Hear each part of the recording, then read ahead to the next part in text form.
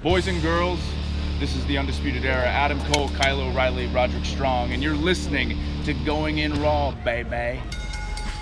This is Shayna Baszler, and you're watching Going In Raw. This is the knockout artist, Cassius Ohno, and you're Going In Raw.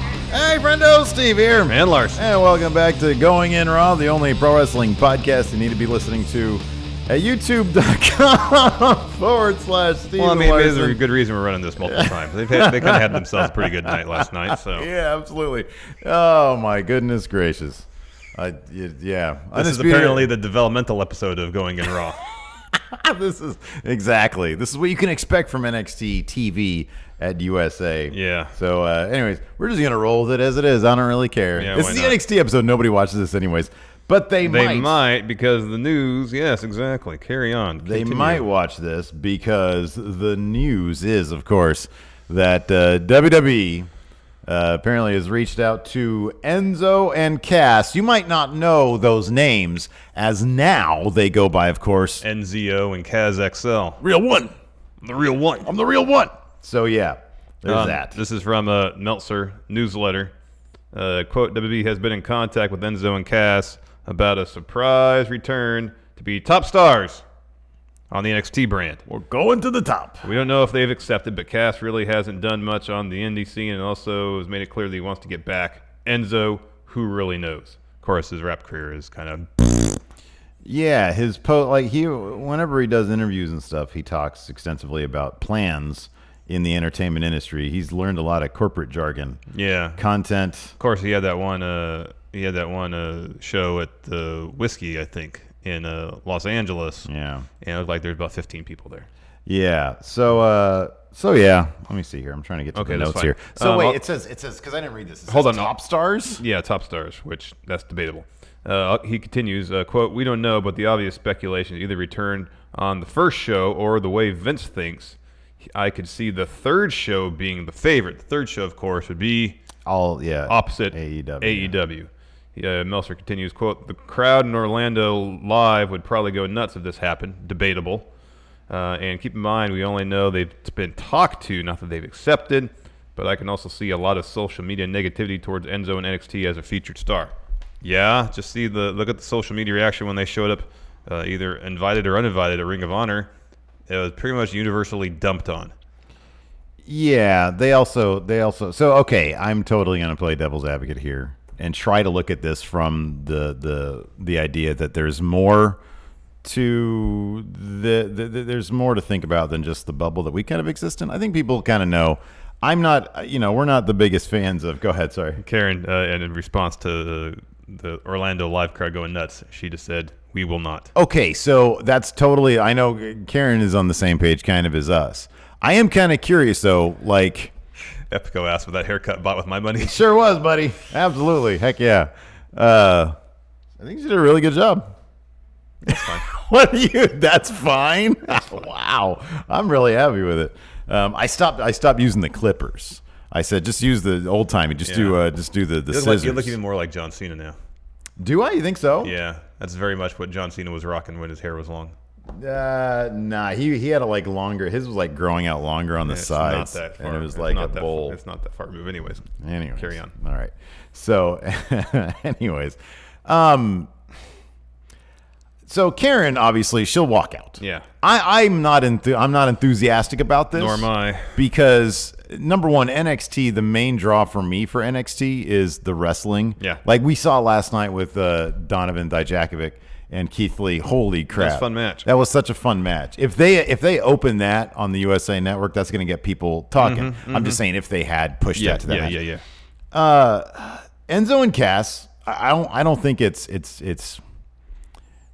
not hard to believe that there would be a lot of talk around that. I mean, Enzo was a ratings draw while he was on Raw before they put him on 205. He brought 205's ratings up, even short term. He brought them up.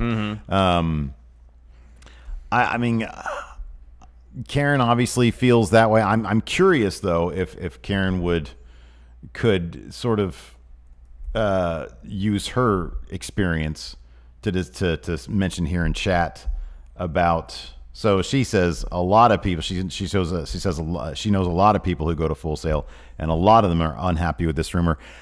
I would sort of probably agree with that. I mean, it's like 400 person crowd, and that crowd like seems to be a lot of people who have been going there for a long time, and they've become used to a certain thing. Yeah, NXT has evolved quite a bit since the days of Enzo and Cass. Yeah.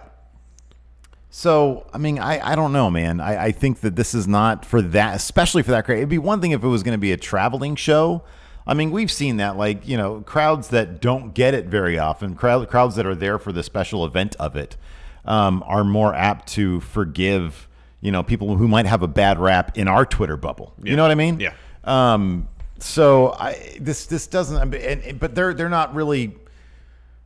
I understand they're probably not focused on the 400 people at Full Sail, but that's going to be their reaction is going to be a reflection of what the larger crowd they're going for. And also, if they bring them back to Full Sail with the expectation that the crowd will embrace them, and the opposite happens, it's bad optics for the television broadcast.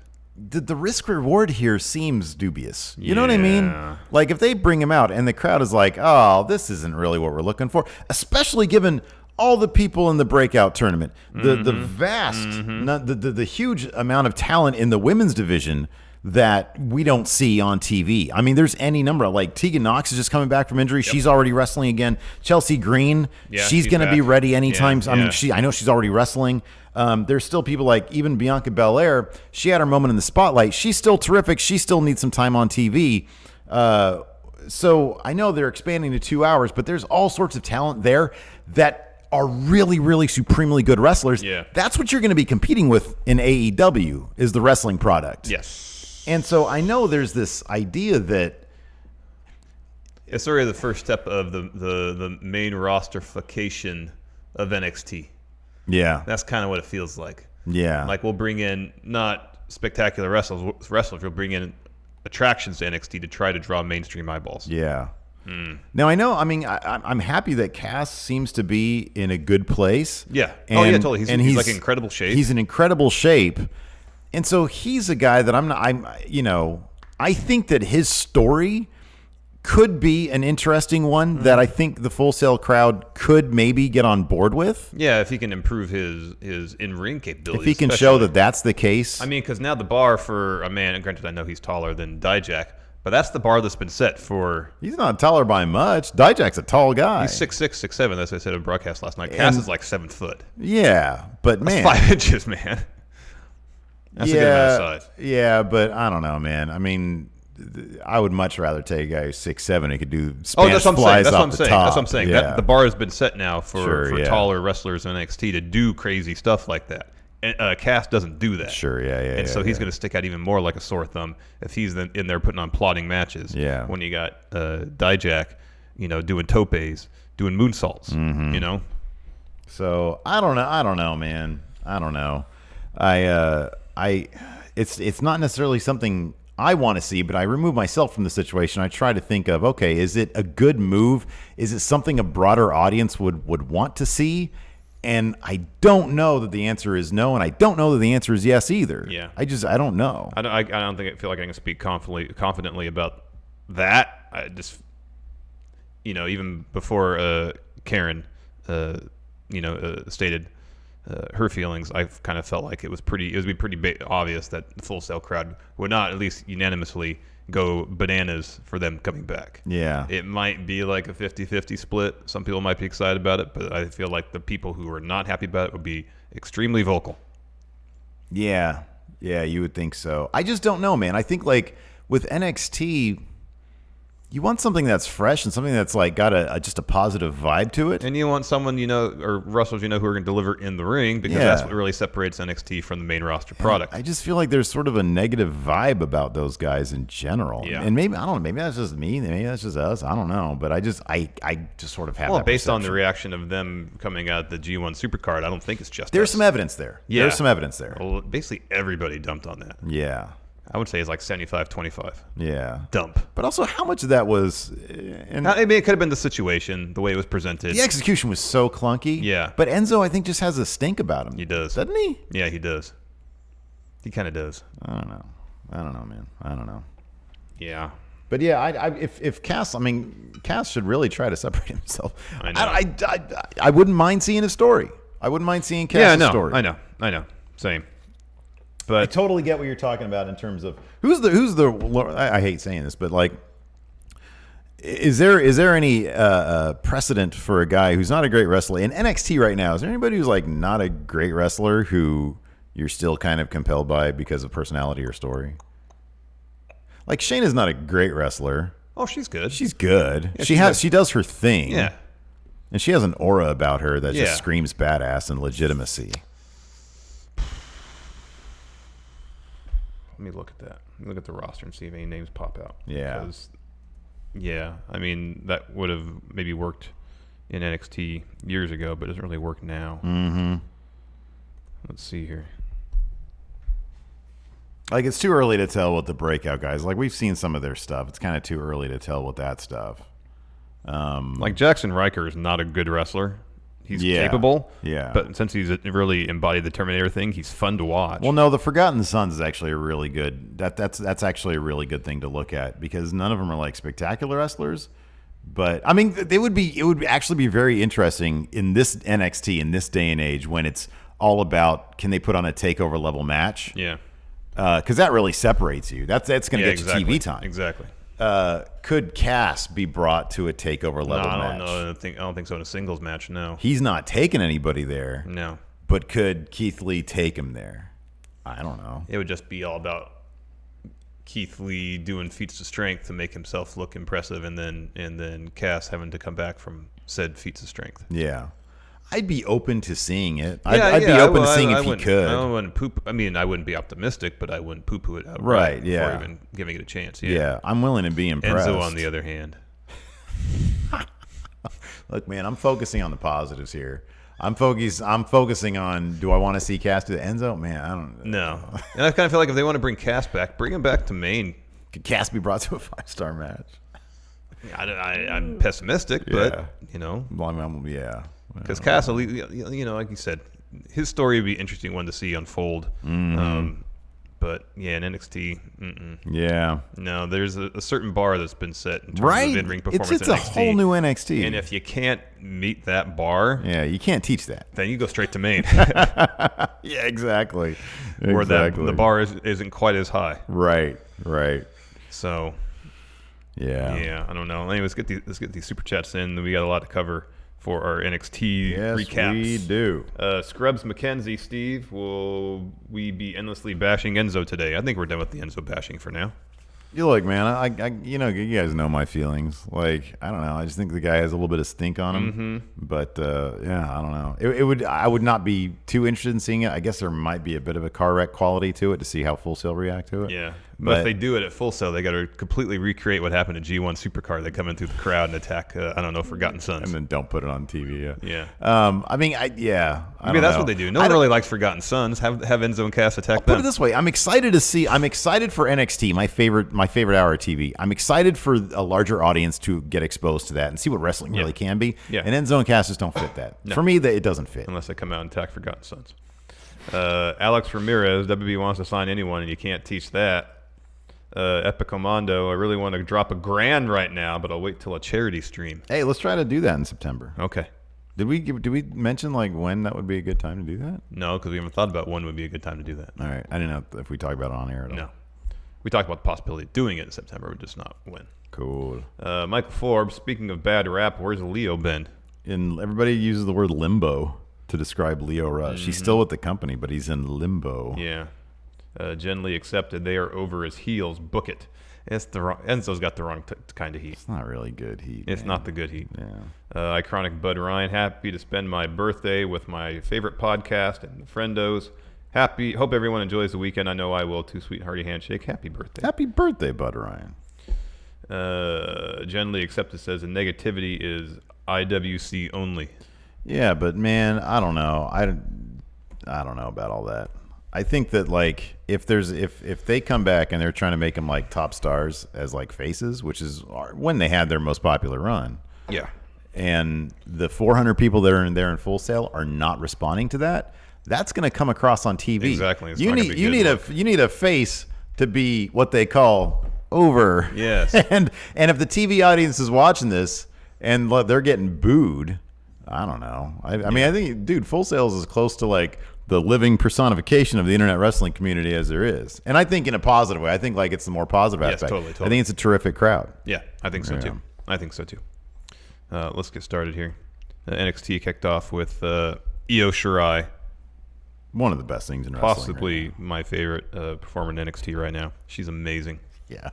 I'm sorry, Mr. Ollie. Before Mr. Ollie B just dropped a 2-pound super chat, and he says, "Just turn yourself in, son. I love you." Okay. Anyways, yeah, Io Shirai. She had a match against Cammy Fields. Yeah, it didn't last very long. No, it didn't.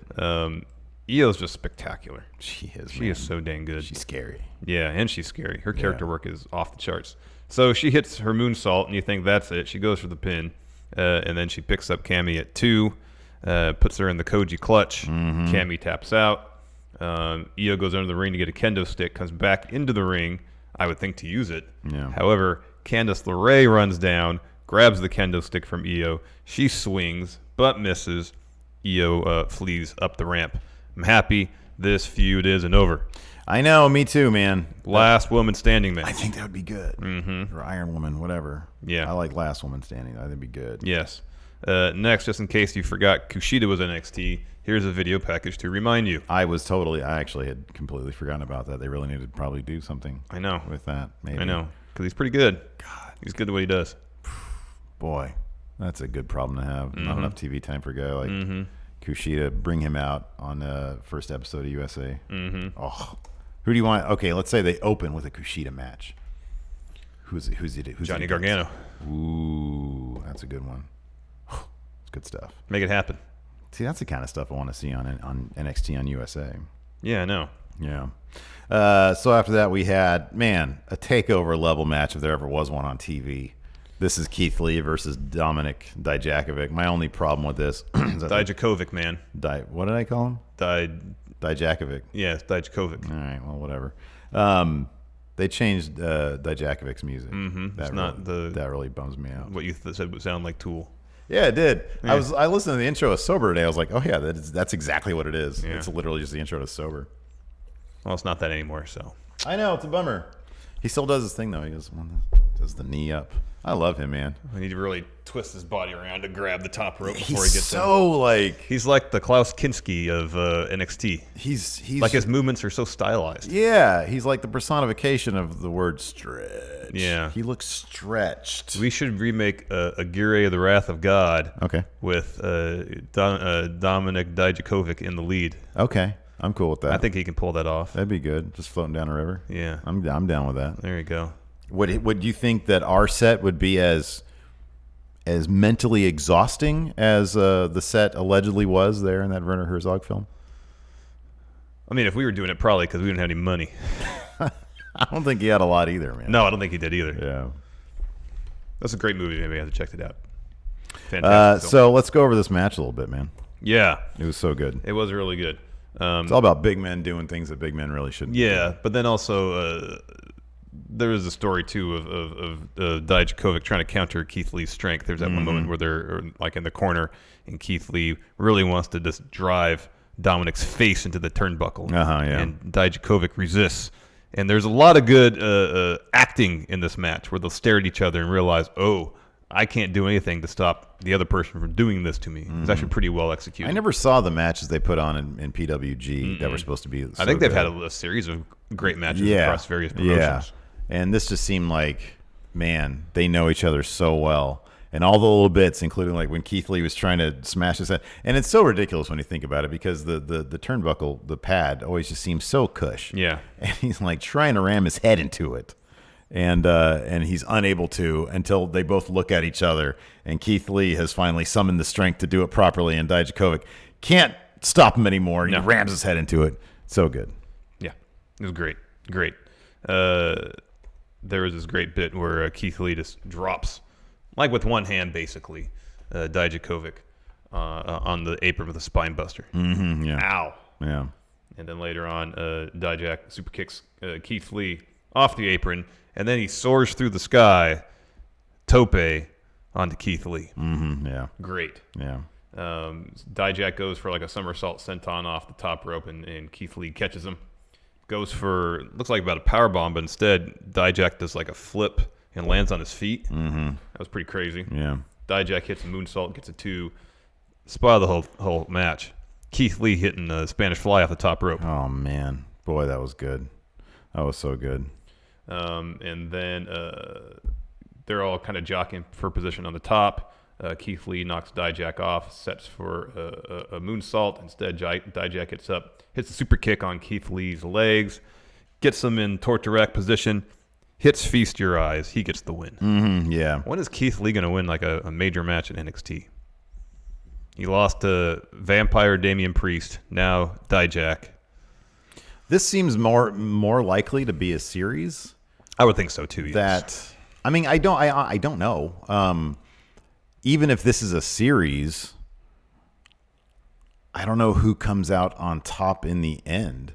Yeah. These guys seem to be both at the exact same spot. When did Dijak come in? After Keith. Well, he debuted after Keith Lee did. Did he? He didn't get. Oh, that's right. He was in developmental. Yeah, he was in the PC for a while. Yeah. Yeah, that's right. He didn't get the crowd spot. Nope. But Keith Lee did. Yep. And that was part of their little video package thing. Yep. Yeah, it'd be. I mean, right now, you just look at them side by side. They're in the same exact spot, more or less. Yes. Although Dijak hasn't eaten any losses, has he? Mm-mm. Nope. Just double count out to Keith. I don't know, man. I don't know. They seem to be on the same level, but in terms of right now trajectory, I would say Dominic his is heading upwards, whereas Keith Lee is pretty stagnant. I guess we'll kind of see a little bit more when they have the Jordan Miles match because Keith Lee is supposed to be in his corner for that. Oh, really? Well, that was during the little. Was that on TV or was that somewhere else? No, maybe that was just on Twitter. That wasn't on TV. Keith Lee did like a post-match interview, and Jordan Miles comes up to him during the interview and says, "Hey, man." Essentially turn that frown upside down. I need some backup for every loss that you eat is just more to learn from and to gain strength from. I'd like you to be in my corner against Adam Cole because I'm going to need some backup. Yeah. And Keith Lee had a big smile on his face, best smile in the business. Oh yeah. And said, "I'm there for you." Cool. Yeah. Well, that's promising then. Mm-hmm. I mean, I wouldn't be surprised if the situation sort of like Cesaro and Sheamus where they had that best-of-7 series and it worked to get both of them over. Yeah. I'm not saying that Keith Lee and Dijakovic are going to start a tag team after the fact, but this could be the series of great matches is enough, regardless who wins and loses the series. It's just the performance going to get them both over. Yeah. Entirely possible. After that, we had a Johnny Gargano career retrospective. But then they came back to commentary, and rather than say, goodbye, Johnny, what's next for Gargano? And then out walks Shane Thorne. Yeah. He says, why isn't anybody talking about me? Yeah. And then Morrow was like, I don't know. We've got to go to commercial. And then just sort of fades out. Yeah, and he's still shouting. He doesn't have a mic. He can just hear it through their headsets. Yeah. I wonder where that's going to go. That'll be good. Next, Mia Yim. She's chasing after William Regal in the parking lot. This is kind of a brutal. I even had a little bit of cry face here. Yeah. Because she rolls up to Regal. He's on the phone, and she's like, Regal, give me another shot. You saw what happened in there. I want another shot. And he's like, you had your shot, and you lost. What did you expect? You attacked them both. And then she was like, yeah. Yeah. Man. Yeah. Ouch. I'm going to be yelled at by Regal. No. After that, Shayna Baszler comes down the ring for a promo, but does she get to talk? Nope. Instantly interrupted by Rhea Ripley. This is my... What is it? How does the theme song go? This is my something? Oh, I forget. Aggression? I don't know what it is. Attitude? Something like that. Anyways, this is a cool theme song. Yeah. Man, this was a great... What a fantastic way... to introduce somebody or reintroduce somebody. How is it NXT is able to pull off these... call-ups, whatever you call them. Pete Dunne, who'd flirted with NXT in the past, he was in a War Games match, goes back to UK, loses the title to Walter, and then impactful return. Yeah. Impactful return. Story-based return. Yeah, he had previous beef with Roderick Strong. Yes. Made all the sense. Story-based, but it still feels like they're signing some big name from another company. Yeah. Rhea Ripley shows up, interrupts the champion. Yeah. She gets in there. Shayna's about to talk. Whack. Grabs a mic from her. Yeah. And says... Calls her a B. You've beaten everyone here, but you haven't beaten me. B. Ooh, dang. And this Light profanity. and just walks out. That was great. Yeah. And then she stays in there, and then Shayna and Marina and Jessamine Duke, they leave. Yeah. That was pretty awesome. Alex C. in chat in the Discord Yeah. had this question. Okay. He said, is there a better example than Rhea Ripley at how attitude can enhance a character? She legit carries herself like a foot taller than she actually is. Could have sworn she was like 6'5", but she's actually a similar height to Shayna. Yeah. That's totally true, man. I Yeah. thought she was super tall. Yeah. You know? Yeah. I think she is 5'8". Yeah. I think that's what I read. Oh, look. Hold, please. Or But, carry on. Man, no, it was just a terrific way to reintroduce somebody. Oh, it was great. Yeah, it was great. So anyways, after that, we had a After Pete that. Dunne interview, sort of, to keep him Yeah, fresh she's in our 5'8". minds. What happened in this Pete Dunne interview? I don't remember it. You just kind of talked about, he said he should be North American champion, except Velveteen Dream broke up that count. Yeah. He said he's not entirely done in NXT UK, but he wants that North American title. That was effectively it. Yeah. After that, had our main event. Uh-huh. Undisputed Era versus Street Gotta Profits. stop doing that. Okay. Okay. It's the NXT show. What does it matter? People have already turned it off. They've heard the Enzo and Cass news. They've moved on with their day. Uh-huh. Okay, anyways. So, yeah, killer main event. I had forgotten, so I didn't forget that they ended up draped in gold, but I did not read any of the specific match spoilers. Yeah. And there are no shenanigans here. Nope. Clean win Yeah. using their finisher. Yeah. Go through this match, Larson. Oh, okay. I think it was great. Okay. Early on, Kyle O'Reilly hits a dragon screw leg whip on Montez Ford. Starts working over Montez's knee, and that was kind of the path to victory was through working that body part. Eventually, Angelo Dawkins gets a hot tag. When he gets that hot tag and clears the ring, it's tons of fun. There's this bit where he pounces Bobby Fish into Kyle O'Reilly, follows up with a spear on Bobby Fish, gets a 2. Later on, O'Reilly tags himself in. Dawkins doesn't see it. He hits a German suplex on Bobby Fish.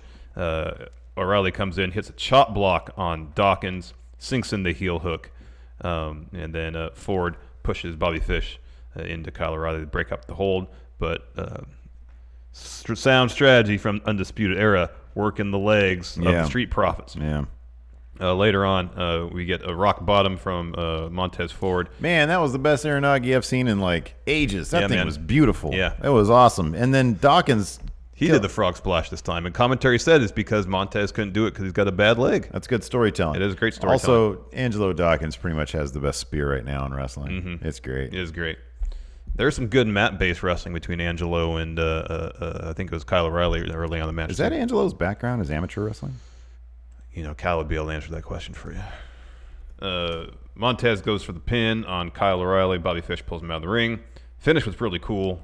Dawkins hits a spear on Kyle O'Reilly. How does Angelo Dawkins not have his own Wikipedia entry? What? That's odd. Neither does Montez Ford. That's weird. I don't even know what to do now. I don't even know what to do either. So Dawkins spears Kyle O'Reilly. He goes for one on Bobby Fish. Bobby Fish hits him with a knee in the face. Meanwhile, Ford's on the opposite end of the ring. He goes for a frog splash, misses, and then Undisputed Era hits their finish. Total elimination on Montez for the win. 3/4 members of Undisputed Era now draped in gold. Mm-hmm. Oh, Karen says, just wait till you see Show versus Osprey.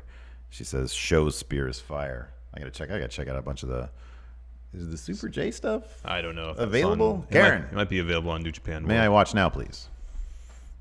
Anyways. Anyways. Draped in gold. They all celebrate. Almost. Roderick Strong They're has no gold one yet. piece away from being completely draped in gold. Alex here made the point. First 3-time NXT Tag Team Champions, but all 3 of those wins were on TV, not takeovers. Interesting. Yeah. Interesting. Next up, NXT UK. Yes. Kicked off with a much-needed win from Ilya Dragunov. Of course, he knew he was going to win because he was facing Tyson T-Bone. Yeah, he had that loss against Cassius Ohno.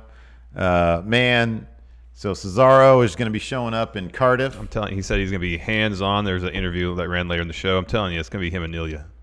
I feel like that's going to be what it is. I hope so. And then Cassius Ohno gets involved. That would be ideal. Come on, man. Cassius did tweet about it, saying that Cesaro was his favorite. Oh, he did. Okay. All right. Yeah. Okay. Mm-hmm. Cesaro, Turn yourself in, son. Turn yourself in, son. After that, Ilya won with his finisher. After that, Tony Storm, Caylee Ray video package. They've ran like 6 of these that are all slightly different. Dude, they're all it's slightly different. Yeah. Really, what you need to say is they run 6 of these and they're mainly the same. Yeah, mainly the same. Because they're mainly. I was trying to be positive about it. I know. No, this is actually a discussion you and I have had kind of off camera, and maybe on camera. Yeah, the I last said couple about it a lot of weeks. times how the storylines in NXT don't really go anywhere. Well, I wonder if because the people working on this stuff, they're all Progress guys like Jim Smallman. And, Yeah. And apparently he's stepping away from Progress to apparently focus his sole attention on NXT UK. Yeah. And I wonder if simply booking monthly shows is just a much different animal. Completely, I'm sure than it is. weekly, because I just feel like, with the exception, maybe kind of like Imperium's a really cool thing, Mm-hmm. but like besides that, there doesn't really seem to be much of a hierarchy, and there are no stories that can establish a hierarchy. You know, Here's a usual episode of NXT UK. A bunch of matches that are just kind of put together in a really good main event. Mm-hmm, And this show was totally that. Yeah. And I understand sometimes you got to have these matches that are seemingly put together to get people wins. You can still wrap story up and all that. It can still be motivated by story. Mm-hmm.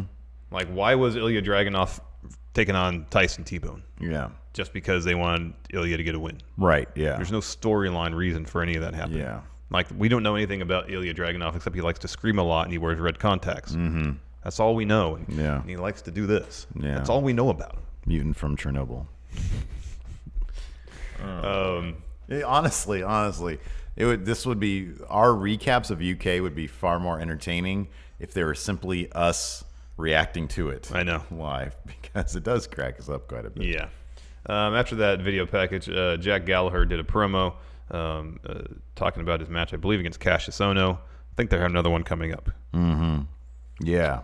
Next, Joseph Connors. So he came out. I thought he was going to take a loss, facing the debuting Oliver Carter. And surprisingly enough, Joseph Connors did not take an L. Now, did you say that you thought you saw a video package hyping Oliver Carter? So Oliver Carter is so many of the names are so, like, I don't know, a bit on the generic side. Oliver Carter is that too. within the last couple weeks of NXT UK. All right. In any event, yeah, Joseph Connors. They went back to the whole shiny new toys thing. Yeah, they didn't really done much with that for a while. Yeah. So they went back to that.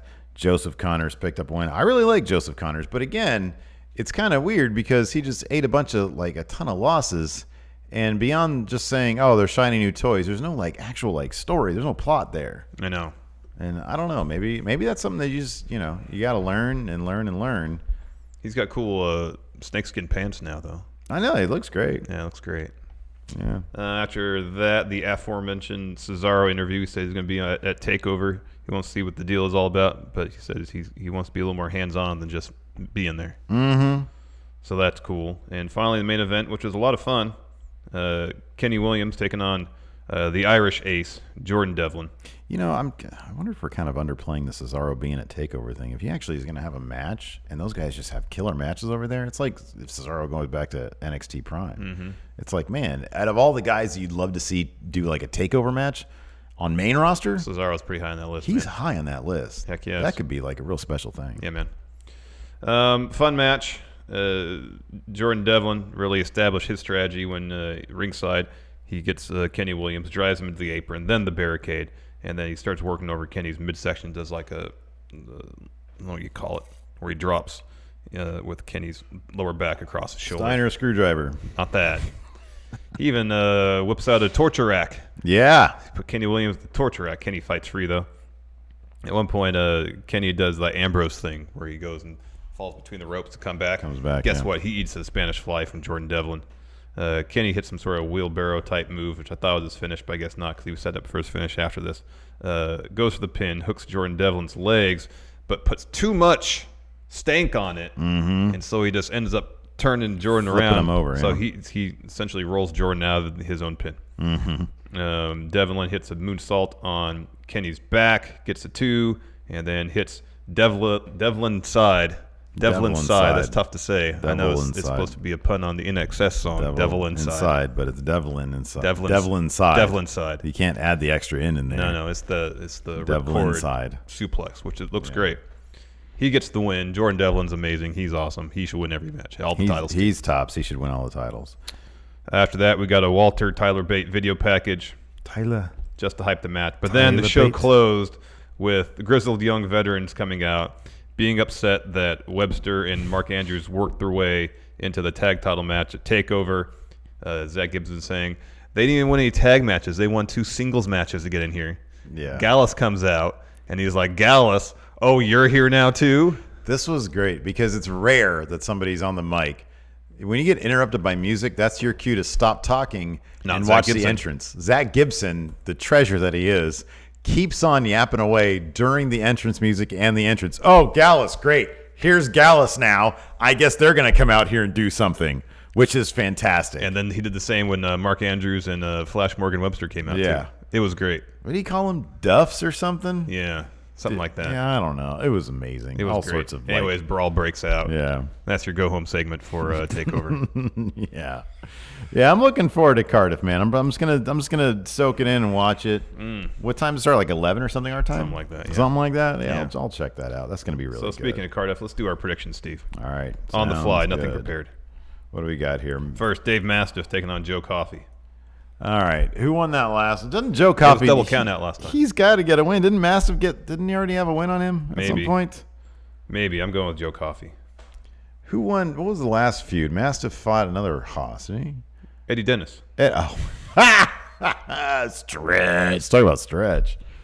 Eddie Dennis. Mastiff won that one. You're going with Joe Coffey. I'll go with Mastiff. How many matches are there? 5? Yeah, I think so. Uh-huh. Let's see here. I'll do that. Oh, no.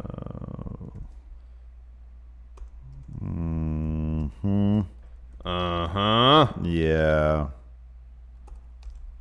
I think this is the one that I've got the least amount of confidence in. I'm going to go with Mastiff with 1 confidence point. Because I don't know. Like, Gallus... I mean, Joe Coffey shouldn't win 2 high-profile matches in a row. Like the last, he lost the UK title. Yeah, one.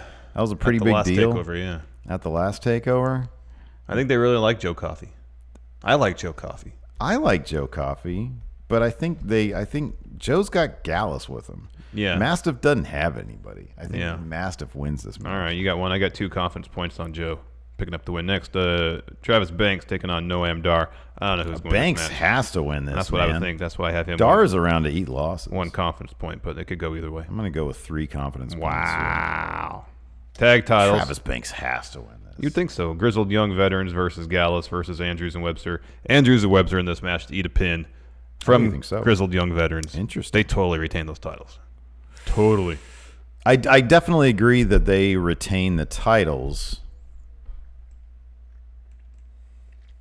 Maybe. I feel like the math I don't actually totally agree with that. The math usually, if a team or a competitor or competitors add to a match to make it a triple threat last minute, I feel like 75% of the time they are the ones who eat the pin. I wonder if your math is sound on that. That's just my gut. That's what could be. Better at math than I am, that's for sure. I did get an A in calculus, so you're right about that. I was busy partying though, so too many. It's priorities at that point, man. Yeah, I was calculus was low priority. Education. Yeah, and look where it's led me, right next to you. Same spot. Yep. You could have been smashing the whole time, dude. I was smashing numbers, man. You were smashing that Texas Instruments. Calculator. What was the D83 or something like that? Something like that, yeah. Grizzled young veterans versus Gallus versus Andrews. The problem is, what tag team is going to take those titles off Grizzled young veterans? Maybe no tag team. Have them forever.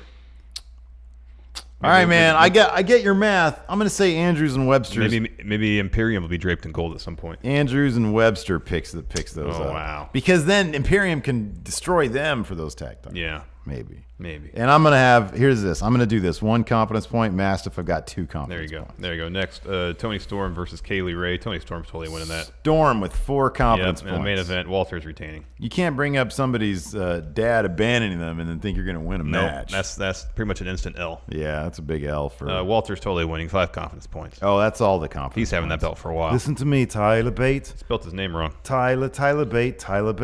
It's all capitalized, Steve. Tyler Bate. That's the stylized way of saying it. Not grammatically correct. It is for Walter. Do you want to tell him that's not grammatically correct? That's right. That's what I'd get, dude. Treat you like one of the students in the school. Hey, listen to you. Look at you. You're so out of shape. And Walter, I'm really not that far away from your body type, so. And he chops you, and you're like, oh, gosh, man. He's way stronger than me. This looks like so much like dough, but it's just really strong dough. It is, man. Next, 205 Live, another fun episode. TI-80. Anthony clarifies, that's right. It was the TI-83, obviously, for Texas Instruments. Yeah. But if you could afford the 84 was boss level. I think they have those like as an app for like $1 on the iPhone. Yeah, I know, it's crazy. Now. You can do all your, derivatives on your iPhone now. Yeah. First, kickoff 205 Live, we had the Captain's Challenge recap. And then backstage, we have Oni Lorcan and Humberto Carrillo, of course, last two, the winners of the match, the Captain's Challenge. Backstage with Drake Maverick. Oni wants another shot at Drew Gulak and that cruiserweight title. Mm-hmm. Drake says, well, Carrillo is actually the one who technically won the match. He got the last pinfall victory. So you two are going to fight, and the winner will take on Drew at Clash of Champions. Yeah. Humberto, being a good sport, extends his hand, says, may the best man win. Mm-hmm. Oni accepts, he shakes it. Mm-hmm. First match of the show, Kalisto taking on Arya Daivari. Kalisto had rib tape on, not DDP style. He had the rock tape, more like on his kidney than his ribs. I guess on his short ribs, maybe. Does that still make him an FPOS, though? No, it's got to be all the way around. It's got to be all the way around. Because the point of the DDP rib tape is to suck your fat gut in. Yes. Is to keep that away from people. At least in the eyes of Chuck Taylor, yes. Right, exactly. Yes. That makes you an FPOS. Yeah. So Daivari, of course, Kalisto's got rock tape on his ribs. Guess where he focuses his attack? His ribs. On the ribs. On the ribs. That's right. Yeah, Kalisto has taken a lot of really fun bumps here. Yeah, this dropkick one was crazy. For a guy who's talking about his contract ending, being a free agent in 10 months, he was really taking some. That's bumps really here. Looking to the future too. Mm-hmm. Countdown to free agency, 10 months. I know, right? You better hope that WWE doesn't look at his injury. It's like, oh, have you been hurt at all? Guess what? 10 more months. Guess what? 10 more months. It's like I haven't had an injury, been out with 10 months. 10 more months. Then you can go back to AAA. Daivari drop kicks Kalisto off the apron, send him to the barricade, and then toss him into the ring steps. Mm-hmm. Later on, Kalisto hits a Hurricane Run off the apron, sends Daivari to the floor, but then Kalisto kind of for a moment sells knee, and then it really came back into play, I don't think. Kalisto hits a 450, goes for the cover on Daivari, but he did the same thing that Kenny Williams did to Jordan Devlin. Almost. He didn't turn him outside of the pin entirely, but he pulled the legs up so high that Daivari is able to get his feet on the ropes. Yeah. Ref sees it. Yeah, that was weird. Yeah. Like, why would you even when we're playing stupid video game, it's like, oh man, I got to drag the guy over here. Yep. We're better ring generals than Kalisto. Kalisto goes for a Salida del Sol. Daivari goes after Kalisto's mask. He escapes that situation and then hits a hammerlock lariat for the win. And then Daivari starts beating up Kalisto after the bell. Lucha House Party comes down to make the save.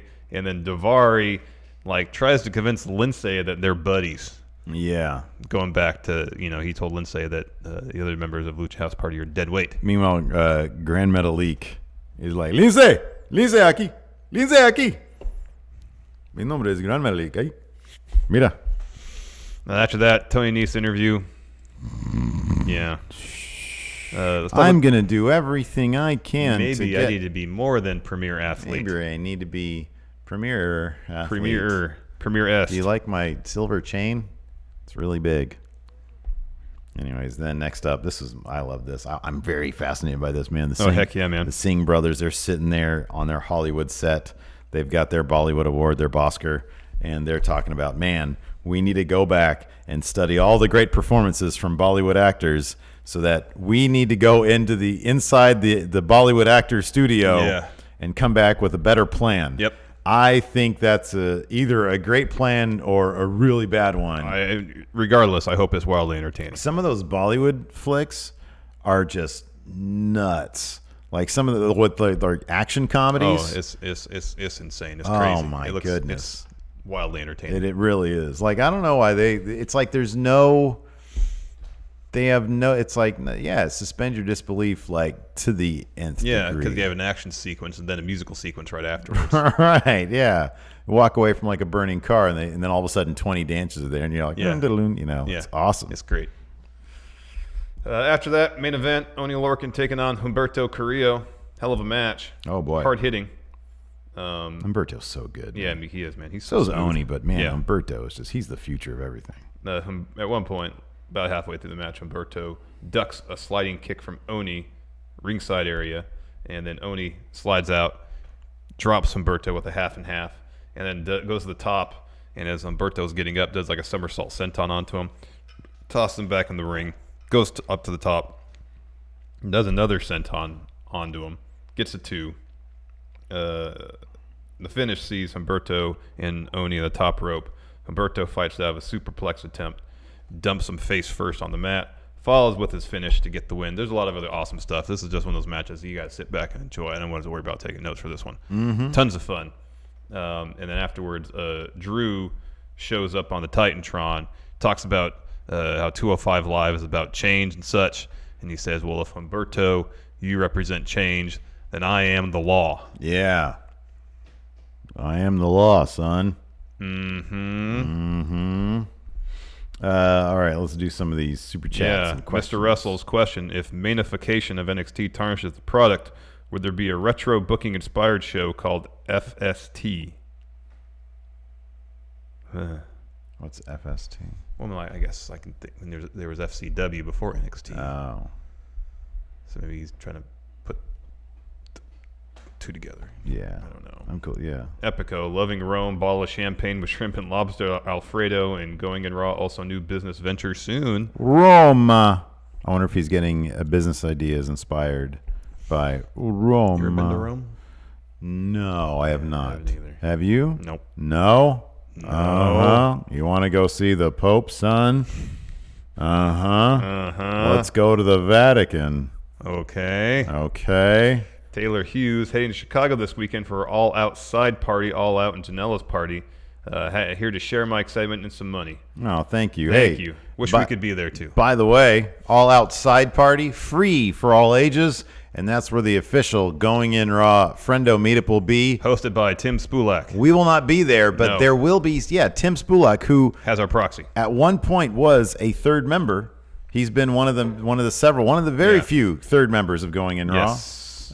He'll be there, and he's been asking me if he can FaceTime us on Saturday, and assuming that the time works out, I see no reason why we can't. Yes, absolutely. I might just be chilling at home when he tries to FaceTime me, so y'all can talk to Gypsy or Alabama, maybe, or maybe I'll be here. Kind of bummed out that we're not there, but we afford ourselves one trip a year. We already did it. Yeah, this one I'm actually kind of cool just soaking it in here. We went to All In. We went to Double or Nothing. StarCast seems like a smaller thing this time It does, around, it does. Yeah. Mr. Ollie B, AEW and NXT UK will be similar in his opinion, but it sounds like it'll just be matches for the first few weeks, if not months, and story will be thin. Thoughts? I actually completely disagree with that. If there's one thing that being the Elite has taught us, and Road to All Out or Road to all that stuff, is that they're very big on story. You know, like they're just using YouTube to build up this stuff. Yeah.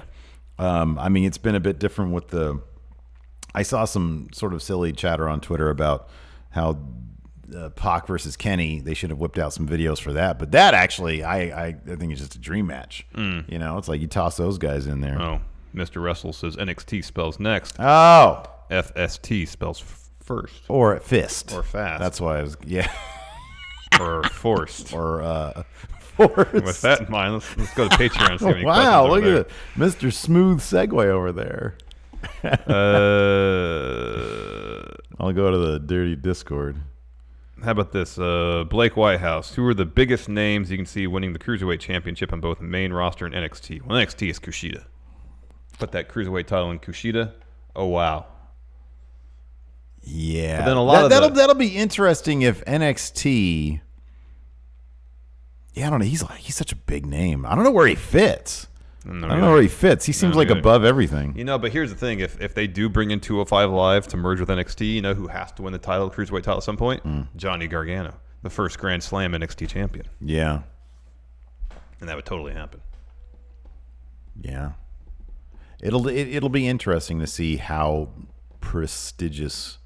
Because right now, like 205 Live for like, I think it's got that unfair knock of, well, people don't really watch it. It's always relegated to the kickoff show. Once it gets to NXT, I wonder if the prestige of the title will sort of rise. The value of it will rise in prestige. Prestige. Yeah. I hope so. Go ahead. Arma in Discord says, do you feel the women's div in NXT Prime is painted into a corner? Shayna brocked everyone. Is Rhea the one to break it, but only to Brock everyone again? Oh, I think that's going a bit too far in the future. I don't know, man. I don't know with Shayna. I don't know. Whoever takes that title off her has got to be pretty special. And it seems like Triple H really likes Rhea Ripley. Look, man. But there's two people that currently also have a women's division takeover slot, and that's Candice and Io. Yeah. So, I don't know, man. I think it's got to be one of them. Could you imagine, man? Yeah, I don't know. I think it's going to be Candice or Io. Alex Foster, you guys always talk about wrestlers back in the day who believed that wrestling was real. Do you guys think anyone on the current roster thinks it's real? No. No, man. No. I mean, who do you think who do you think the guy on the roster right now is with the most old school mentality? And somebody who's under 40. Because, like, maybe Robert Roode. The Revival. Or, yeah. Oh, yeah. Well, that's their gimmick, though. I know. I'm not sure if that's like... I don't know if that... I think that they've got that as like, man, we really like the characters and the style of wrestling. But I'm talking about like the old school locker room mentality. You know what I mean? I don't know about anybody under 40 that would... Right? Because they came up in the industry when it was vastly different. Yeah. Yeah. Yeah. Lord Ziffer, would you rather see Cesaro versus Dunn in a takeover match or Balor versus Cole in a takeover match? Probably Cesaro and Pete Dunne. Well, I'm sorry, what were the offers? Cesaro and Dunn or Balor and Cole? Cesaro and Dunn. Yeah. Oh, yeah, 100%. Chris P. Bacon is back. Lots of talk about Chris Bacon being my shoot-a real name yesterday. Well, Chris Bacon will leave that to your interpretation. Question today. No, we have to here. Okay, so no, before they get to the question, we have to know this. Do you know why? Why? Because it's turned into a mini competition, Oh. which at best you can tie, because Richard Nixon confirmed sent me his driver's license. Oh, wow. His family. I don't get this. His family hated Nixon, but has a good sense of humor. So they called him Richard Nixon. His actual name is Richard Nixon. I said it was probably like at least 25% chance that was a shoot name. So Chris P. Bacon, we got to find out if that's a shoot name. Yeah. We have to know. Anyways, the question today was Cesaro making a visit to NXT UK. Would Dijak and Cesaro be a hell of a tag team on either NXT territory? Maybe when main NXT goes live. I think they aesthetically fit well. Thank you, gentlemen. And Chris Bacon out. If Cesaro's in any tag team with anybody from NXT, it's got to be Cassius Ohno. Got to be Cassius Ohno. It's got to be Cassius Ohno. It can't be anybody else. Although, that being said, you know it would be an amazing tag team? Dijak and Lee. Mm-hmm. Oh, they take all that history together. They have a couple more matches. It's the Sheamus Cesaro thing. It's the Sheamus Cesaro thing. Do that. That's Nobody. Greg. That's a freaking killer tag team right there. Greg Morris's question: could Lee and Dijak work as the bar-like tag team? Yes, and on top of that, Dijak kind of scares me with those knees of his, man. Yeah. All the stuff that he does. I know. So if you're in a tag team, you're sort of saving yourself a little bit too. A bit easier on the body, you would think. Perry Swift, his Humberto Gulak got feud of the year potential. If they give it time, yeah. I just don't feel like it's a little too early for Carrillo to take that belt off Gulak. I know, me too. You had mentioned this off camera yesterday. You said that if it was 3 months from now, it would feel like it's. Because I want Gulak is a force, man. I know he's too good, and I want when Carrillo wins it, it feels like an inevitability. You know? Mm-hmm. Yeah, sure. Like the trajectory's right, storyline, it makes all the sense in the world. It feels a little too soon. So maybe this is a situation where it's still the teacher teaching the student. Yeah. You know, because that's one thing Gulak mentioned in his promo. As my former protege. Yeah. You've learned well, but now you're going to be taught some more. Yeah. Only for them to come back around to it in, I don't know, like 3 months, maybe a Mania. Assuming 205 Live is still its own show. Cody Miles says, what are your Royal Quest predictions? We're going to wait till tomorrow to do that. Yeah. And then Jimmy Thomas asks, what's your biggest regret as a wrestling fan? He says his is voting for ZZ and not Patrick in Tough Enough. Remember ZZ? Yeah. ZZ. Listen, he had sort of talk a little bit like Dusty Road, but a little bit. He's from Louisiana, so a little more of the. He was a little slow. Cajun. You a good-looking man, Mr. Gasson. ZZ. That was an odd fella. I'm trying to think. Wrestling regret. Like Bobby Boucher. Yeah. What's the one thing, like wrestling-wise, that you regret doing, not doing? Do you regret going to WrestleMania? I regret not walking out on it and going home, getting an Uber, going home and watching it on TV. Because about 2 hours into it, I was like, this is a miserable experience. And I should have just been like, you know what? I know how much I paid for this ticket, but if I want to enjoy this thing, it ain't going to be here. Yeah. So I regret not leaving WrestleMania and going home and watching it on TV. Man, I really regret it because I got a pizza, stopped off, got some McDonald's or both. Yeah. Get a 6-pack. Yeah. But I would have stayed. I paid for the amount I paid for that seat. I wasn't leaving. Oh, I wasn't thinking you would. Oh, okay. I thought you said we. No, I was saying me. Oh, okay. No, I'm like, you do what you do. Yeah. I'm out of here. You want to come with? No? Cool. Yeah. I'm going to go get my 6. So anyways, that's it. What do we got coming up for Overrun? I don't know. Okay. Why you always ask me that? I don't know, because you're the one who always looks for it. You're always the one who's like on WrestleZone or whatever, looking for it. Oh, here we go. Contract of top Ring of Honor star expiring soon. Okay, find out who that is on Overrun today. It's a bonus episode. And yeah. Oh, wow. This is huge news. Don't worry. No one else is going to sign him. We'll get Patrick Sparks' input There on we that. go. He was giving this guy all sorts of static. Maybe they'll have this particular talent do an art test. Alex sees Steve would eat so much in that Uber back. No, man, I would take the food back home. He says that he'd take up 2 people and be we. Oh, wow. Yeah. Wow. Anyways. Thanks, everybody, for tuning in. Appreciate it. Till next time. Talk to you later. Goodbye.